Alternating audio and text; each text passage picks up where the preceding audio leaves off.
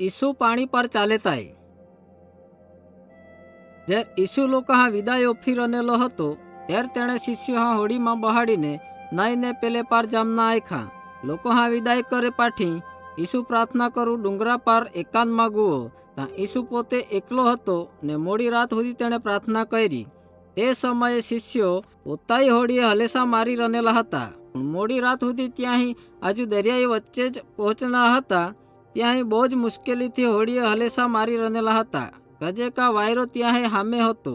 ત્યારે ઈસુ પોતાની પ્રાર્થના પૂરી કરીને શિષ્યો પાસે ગુઓ તો પાણી પર ચાલીને દૂસરે બાજુ ત્યાંથી હોડી ધૂણ ગુઓ। શિષ્યો જ્યારે ઈસુ હેરો ત્યારે ત્યાંથી બહુ જ ગભરાઈ ગુआ, ગજેકા ત્યાંથી વિચાર્યા કા ત્યાંથી કોઈ ભૂતા હેરેતાય। ઈસુ જાણી ગુઓ કા ત્યાંથી ગભરાઈ ને લાય, તેથી ઈસુએ શિષ્યો હા બૂમ મારી ને આયખા કા બીવા નખે ઓ મેં આય। ત્યારે પિત્તરે ઈસુ આયખા, ઓ પ્રભુ, જો તું હોય તો માં આજ્ઞા ઓપકા મેં પાણી પર ચાલીને તુણે પાસે આવે।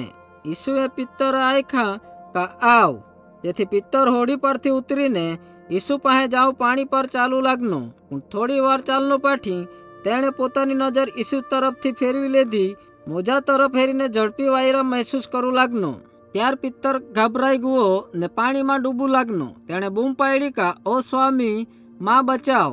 ઈસુએ તરત હાથ લાંબો કરીને ત્યાં ધરી લીધો। ત્યારે તેણે પિત્તર આયખા, અરે અલ્પવિશ્વાસી, તુએ સંદેહ કજે કર્યો। જ્યારે પિત્તરને ઈસુ હોડીમાં આમના તરત જ વાયરો બંધ ઉનો ને પાણી શાંત પડી ગુઆ।